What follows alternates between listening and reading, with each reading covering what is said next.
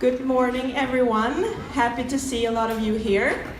We at the Hunger Project are very happy to have our Vice President, all the way from Washington, John Coonrod, here to talk about the strategies that we have been working with for nearly 40 years now. So, big warm applause for John Coonrod.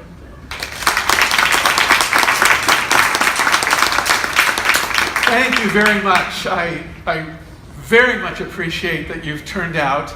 Not everybody has devoted a rainy Friday morning to focusing their energies on ending world hunger, but you have, so I have great expectations of you. I'm particularly pleased to be in a country that has a feminist foreign policy. That's quite the opposite of our current experience in the United States, so it's particularly important to this issue, and we'll be talking about that today. So this, as you can see from all these boxes, this entire festival is really devoted to the 2030 Agenda. 17 goals for a future of peace, for the planet, for prosperity. And it seemed to a lot of people that these were a lot of goals, 17 goals. But they are really one thing with certain attributes. They are distinct from our past set of global goals in that they are universal. They apply to rich countries, to poor countries, to middle-income countries. They are integrated and indivisible. Finally, after decades of various kinds of goals the world has had, to see that these problems are inextricably linked. You cannot solve one of them without solving this entire nexus of issues.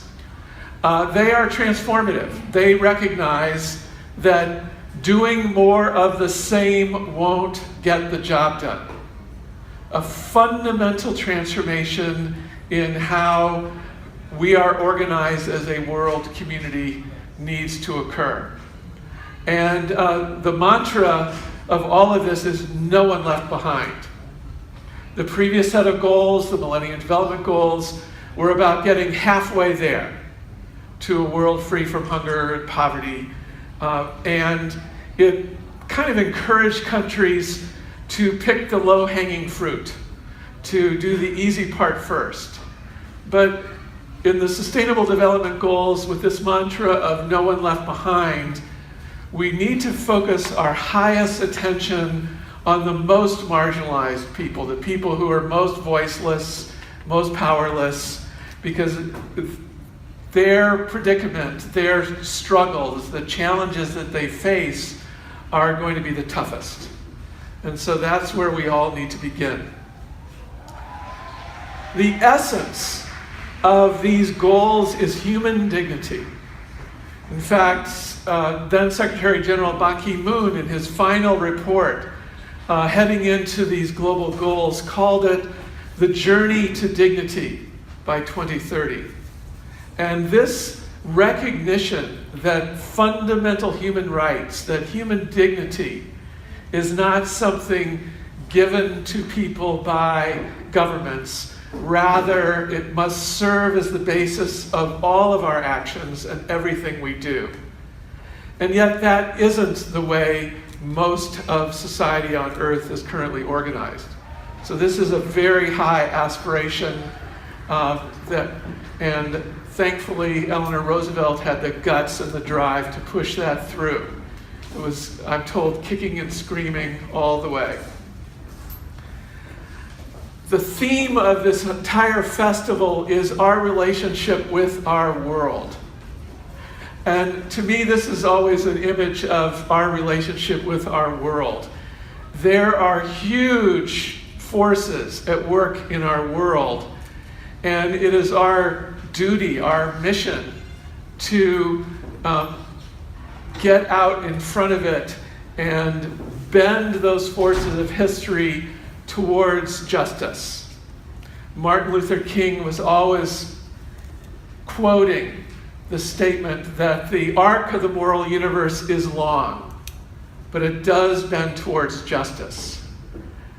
And bending it as fast and as hard as we can is what is required of us. So there are 4 parts to this session today.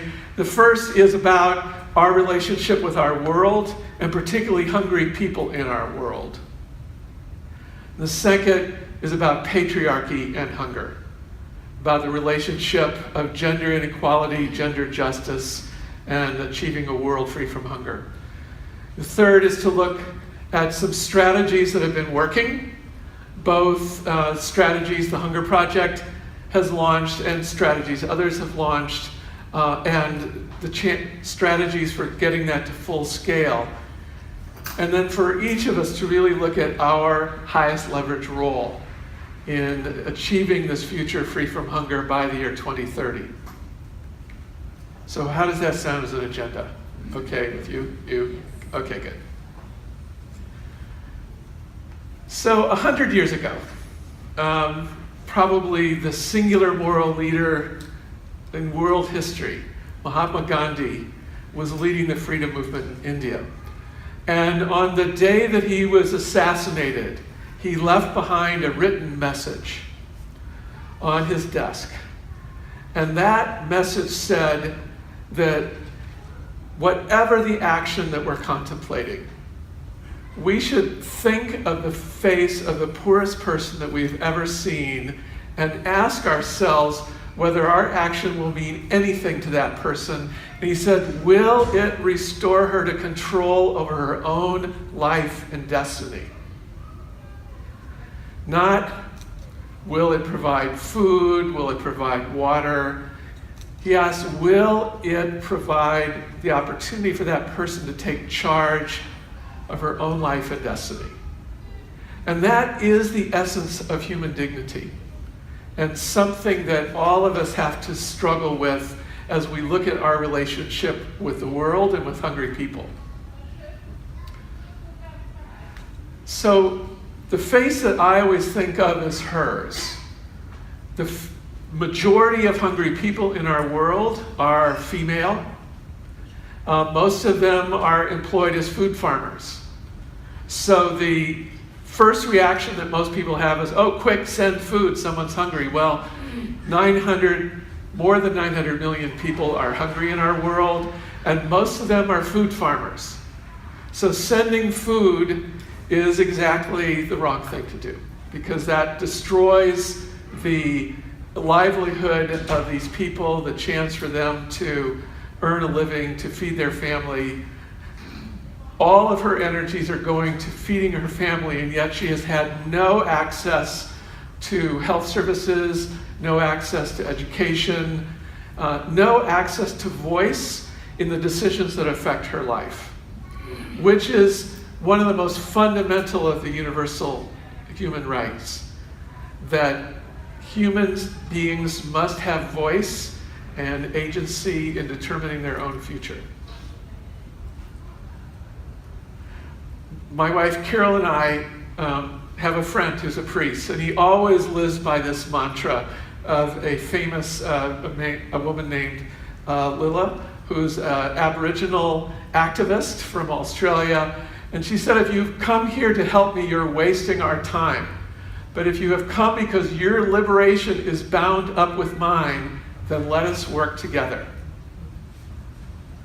And this is deeply true.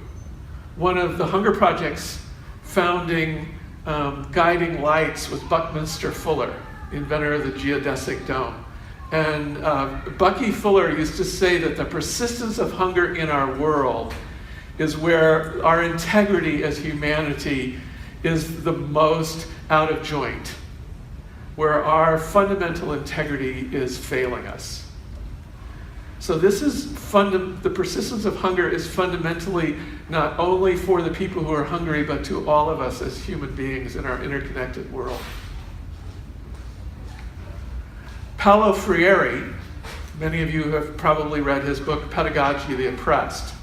He has talked about human history as having two big alternatives, humanization and dehumanization. And he said that those are both alternatives, but only one of them is a vocation. And he said of the hungry people that the oppressor, with all the power to rape and destroy and oppress, cannot find in that power the strength to liberate the oppressed or themselves. That only the power that comes from the weakness of the oppressed has the power to liberate both the oppressed and the oppressor. So this is a hard issue to grapple with. One of our mentors and a volunteer in the Hunger Project, this man, Anasir Rahman, was the first planning commissioner in Bangladesh with newly independent Bangladesh. And who knows what happened to Bangladesh right after it got independence? Who? Anybody remember? Those geezers in the audience. A horrible famine. That the country was just swept by a famine caused by poor policies. Almost every famine is caused by bad policies. And the Bangladesh famine was just ravaging. And he was spending all his time as planning minister dealing with famine relief. And he was feeling actually fairly heroic about that effort. And he went out to the villages and people spit on him. They yelled at him. They called him names. He said, but what?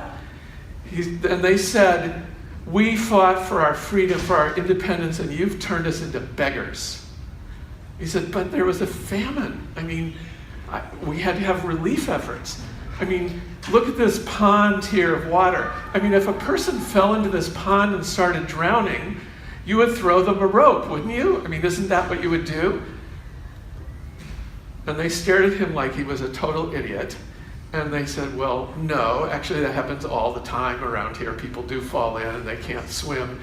But we know that when that happens, what you have to do is jump in with them and swim with them over to the edge. Otherwise, you'll destroy their dignity, and what do they have to live for?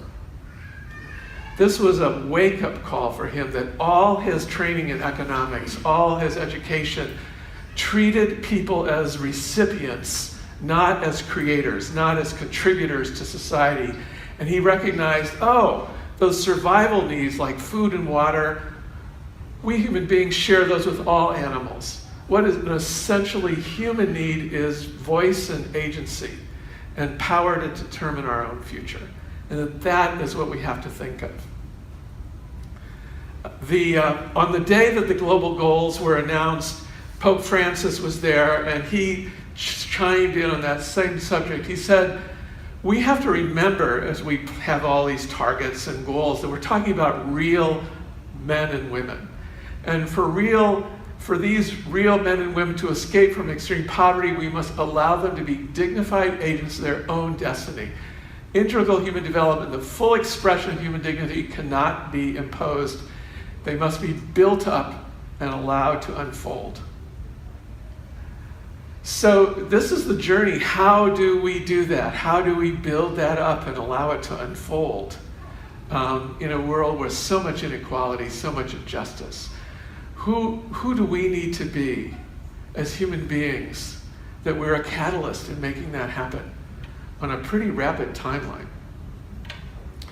So let me share you with, as the previous speaker did, for those of you who are here, a little of my journey. So here's me. You can see that I'm just exploding with possibility there, right? Just a normal little boy in the Midwest of the United States. And in 1964, I was a Boy Scout, and that's me there with the little yellow arrow. And I went to the Boy Scout Jamboree, and on the way we stopped in New York at the New York World's Fair. And my favorite exhibit at the New York World's Fair was the Carousel of Progress. And it talked about how human beings had made all this technological process. And at the end of it, it said, was I aware that the Sahara Desert was more intrinsically fertile than the most productive agricultural land in all of the United States? And if we had a clean, renewable source of energy, we could desalinate seawater, and we could make the deserts bloom, and we could feed the world. And at age 13, I said, yeah, I want to do that. And they had a demonstration of controlled thermonuclear fusion. So I thought, okay, that's the answer. That's how to end world hunger.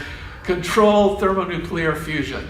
So I went to school to, it turns out if you want to be a physicist, you have to decide by the time you're 13.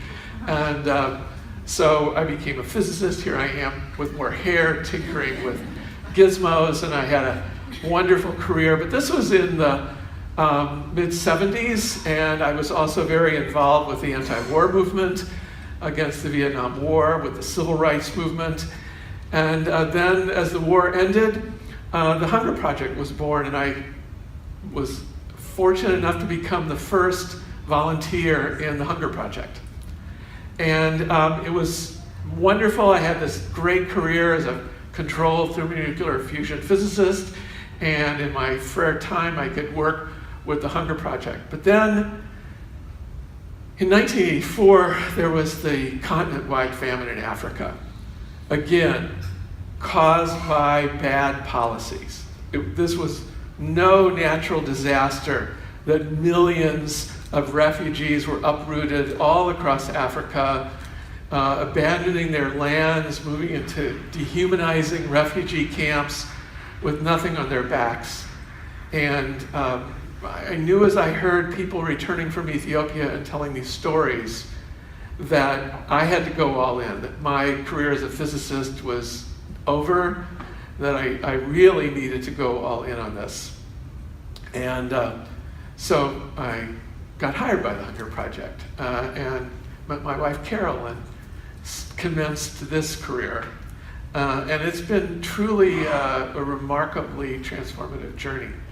That sense that this will transform you is certainly been proven in my experience.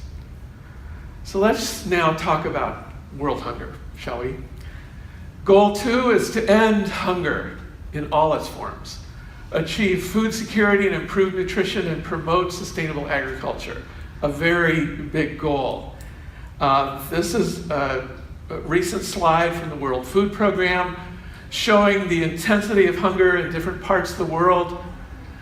Certainly there are hunger hotspots, countries in Africa with very high rates of undernutrition, but most of the hunger in the world is not in sub-Saharan Africa. Most of it is in South Asia, India, Pakistan, Afghanistan, Bangladesh. The populations there are huge. The persistence of hunger is great. And also, even though China has made remarkable progress in recent years, in Western China, there is still the second largest number of hungry people after India. So this is still a global phenomenon. It affects mostly rural people, mostly women. Now, why on earth do we think we could end hunger by 2030? Well, probably the single biggest reason why the world is convinced this is possible is the example of Brazil. Brazil, between 2003 and 2013, was able to dramatically reduce extreme poverty, which is very obviously correlated with hunger. It is very close to the number by 2013 that the World Bank considers the statistical eradication of extreme poverty when it gets down to 3%. And Brazil was able to do that. What most people fail to recognize, though, is the tremendous political and social transformation that occurred in the 20 years prior to that steep decline. Brazil went from being one of the most autocratic, top-down military dictatorships to being one of the most decentralized, bottom-up democracies on earth. And it was only after that huge transformation that this rapid progress became possible. To quote our dearly departed friend, Wangari Maathai, when we first started, it was really an innocent response to the needs of women in rural areas. When we started planting trees to meet their needs, there was nothing beyond that. I did not see all the issues that I have come to deal with. So ending hunger is definitely not just about food. The world has always had enough food for everyone. It still has more than enough food for everyone. At least between now and 2030, it will have enough food for everyone. It is not an issue of food. As Francis Moore Lepay said, this is not a food crisis. This is a democracy crisis. People lack rights. They lack voice. The woman that we thought of earlier, who has no voice, one of the fundamental human rights is participation with your own government. Well, the radius of her universe is the distance she can safely walk with a baby on her back. That's 10 kilometers. If there isn't responsive government within 10 kilometers, it doesn't exist for her at all. And in the areas where the Hunger Project works, that is most often the case, that there is no meaningful government within even a 2 days walk of the 900 million people who are living in poverty and hunger.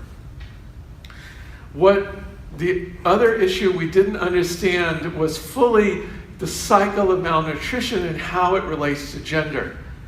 This was awakened in us by a study done by UNICEF, which was asking the question, why are rates of hunger worse in India than in most of sub-Saharan Africa? We think of Africa as the hungry continent, yet India, despite all its progress, has these high rates of child malnutrition.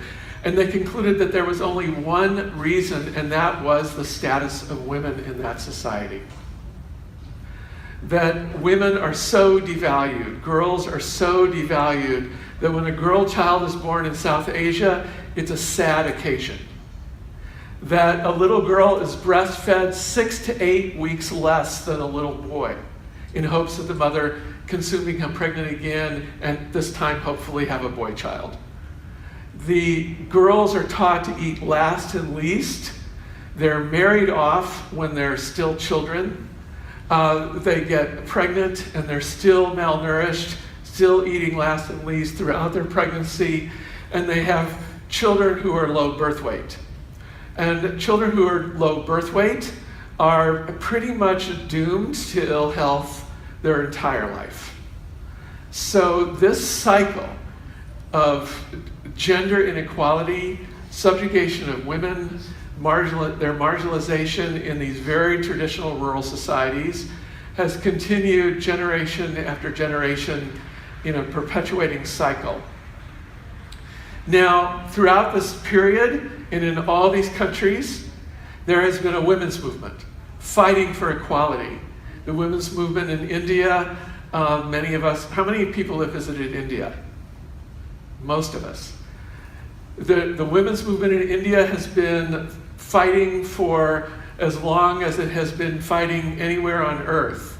And yet it's, it's made some progress, but it still hasn't transformed this deeply misogynistic rural society in South Asia. And that is happening as we speak. We're living at a time when this quest, this fundamental transformation of society is underway all over the world. But if ever there was an arc of the moral universe that needed bending faster, this is it. This is the number one priority. It is what underlies hunger, and what puts a lid on that progress is violence. Gender-based violence and the ever-present threat of that violence affects every female on earth, and it dehumanizes every man on earth. So this issue of gender-based violence has put an absolute lid on human progress, and so halting it has become one of the highest priorities in the Hunger Project communities. Many of us have seen the extraordinary power of women in these communities to put a halt to violence and thus free everyone towards a more human future. But underlying, and I would say our lack of progress in all of these goals, is an almost universal patriarchal mindset. So this is the great, if there was a challenge of ideas happening on Earth, it's the battle for and against patriarchy. Right now in my own country, we've seen how after a lot of progress in terms of women's rights and human rights, there's been this big pushback from a patriarchal mindset. And that has happened in many countries. We see it in Turkey, we see it in India, we see it in Russia. This quest that somehow our little tribe can be protected by a big tough man who will rescue us. That mindset says it's okay to mistreat women. It's okay to ravage the earth. It's okay to have wars. All of the things that the global goals are designed to transform have as their root cause this patriarchal mindset that we are living at a time when we know that that's going on and can devote ourselves to rooting it out. Another example of patriarchy is the centralization of power, control, and resources by, in a kind of a top-down command and control structure. This top-down approach affects most of development. Most of the work to end hunger and poverty from agencies, even in the most progressive countries, still are confined to very narrowly defined top-down initiatives, still reflective of a paternalistic, patriarchal command and control mindset. One example of it is in the allocation of resources from central government down to the local level. In the United States, for example, and in most wealthy countries, 50% of public resources are spent at the grassroots level.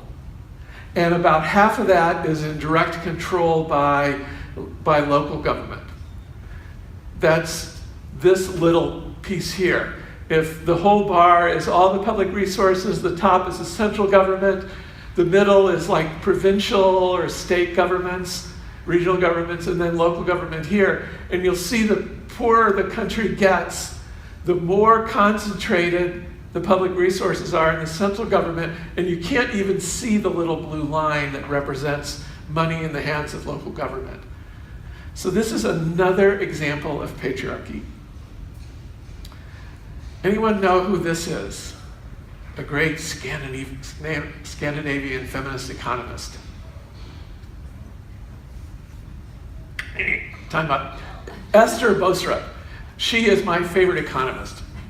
She said, if you're doing development programming about something that is caused by the gender gap, and you're not ensuring that the majority of resources are in the hands of women, you're making matters worse. You're widening the gender gap. So all of these agencies that are thrilled and proud that 27% of their resources are getting to the hands of women, that just means that their money is widening the gender gap by 23%.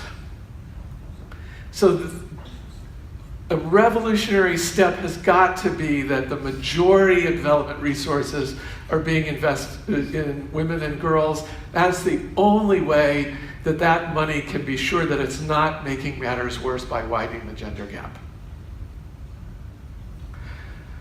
Our mantras in the Hunger Project that we've learned slowly over the years is that you have to start with women, with understanding their condition, their aspirations, their challenges, their opportunities, their strengths.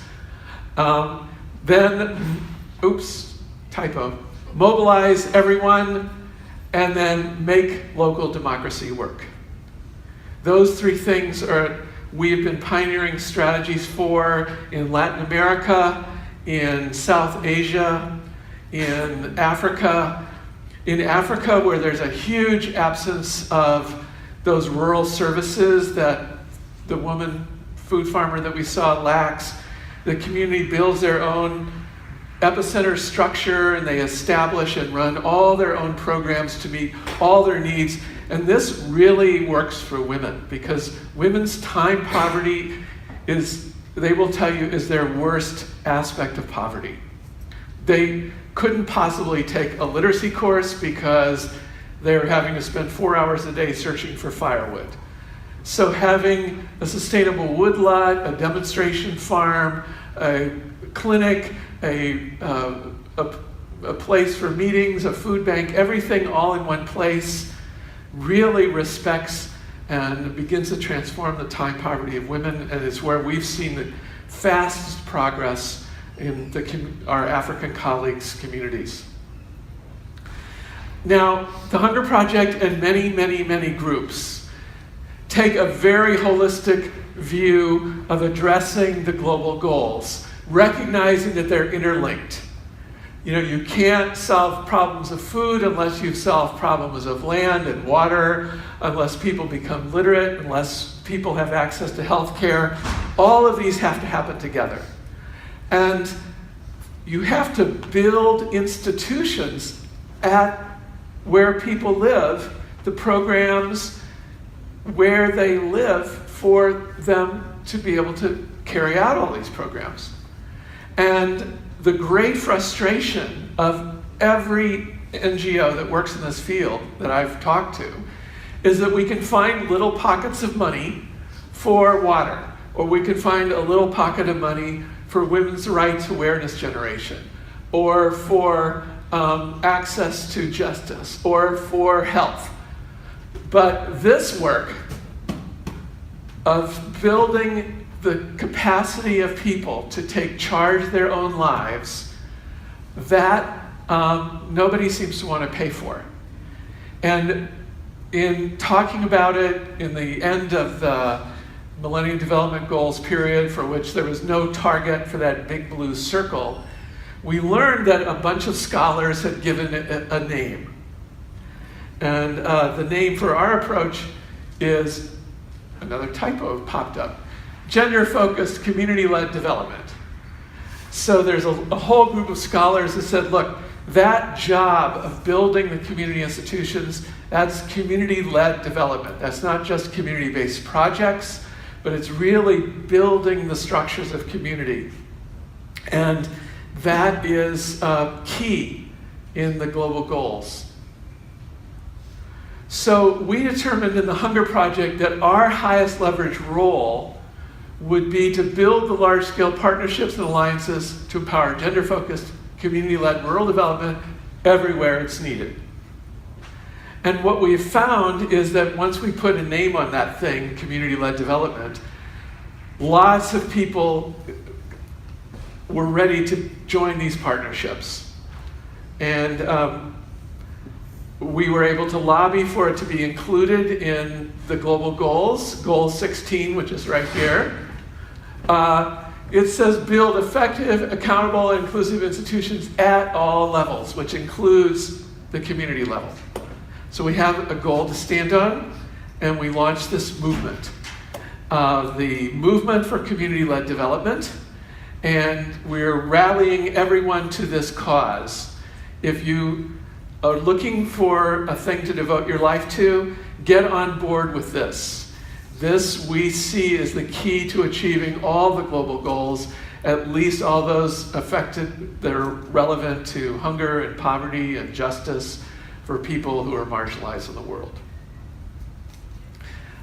We launched it on the same day that the global goals were launched, and our then global president, Osa, who's with us here today, got seated right next to the CEO of Unilever and the Gateses. We thought, okay, this is the positioning we want for this issue.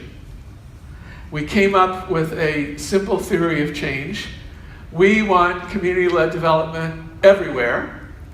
And in order to get it everywhere, all of us, it has to be facilitated.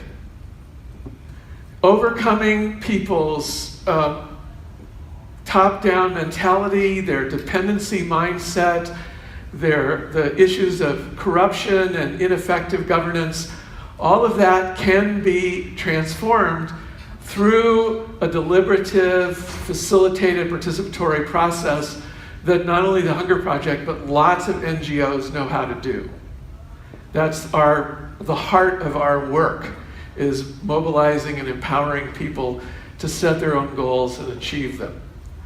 So, but we all need to be doing that together. And because there's been no money for it, we haven't even talked to each other about it. We had our own secret names for it.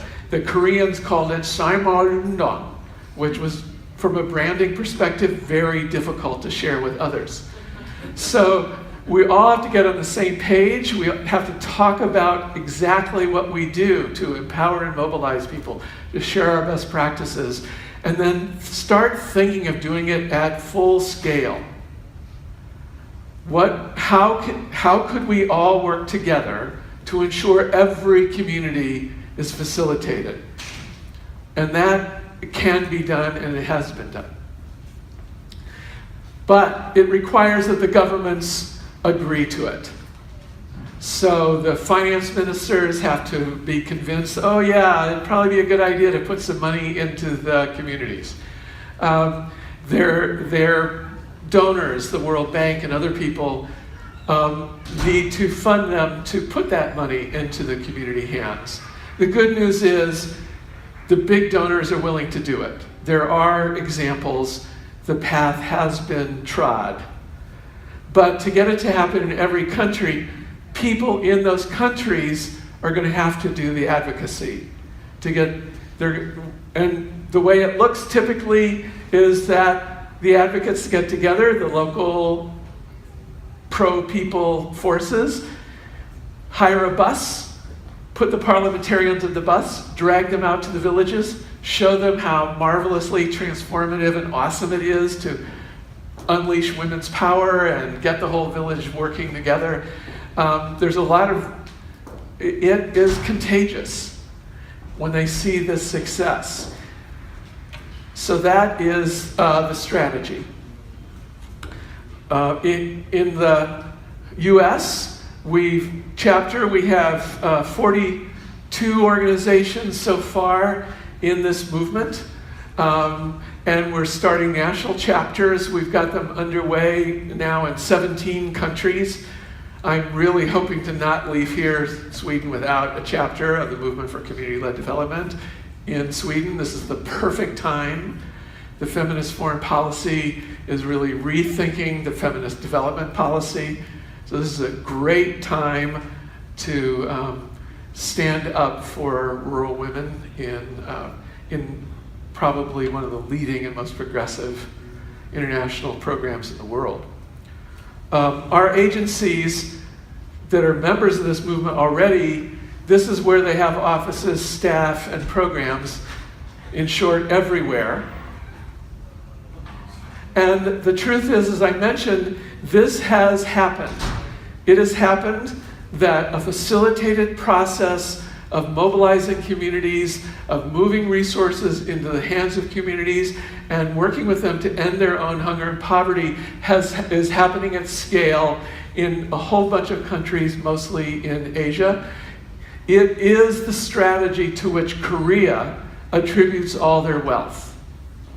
Korea has no natural resources.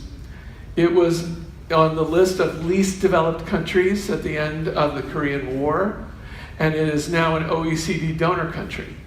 But they attribute that wealth to community-led development, where they put women in charge of oversight committees in every village. The Philippines are doing it, Indonesia's doing it, Brazil has done it, Ethiopia and Afghanistan are both in the process. Even though we think of Afghanistan as a war-torn country, the communities themselves are able to do a lot because that war isn't in every community every day, it's in a few places.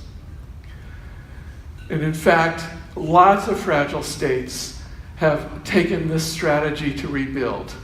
Because when you rebuild from the bottom up, you really have something that is resilient, that is sustainable, and that works. So this is the wave that's happening in the world that we need to push forward in partnership with our colleagues in every country on earth. And when we do so, they and we as humanity will be transformed. In the Hunger Project, our favorite ever quote has always been this one, that the day that hunger is eradicated from the world, there will be the greatest spiritual explosion the world has ever known. Humanity cannot imagine the joy that will burst in the world on the day of that great revolution. So that's what we're here for.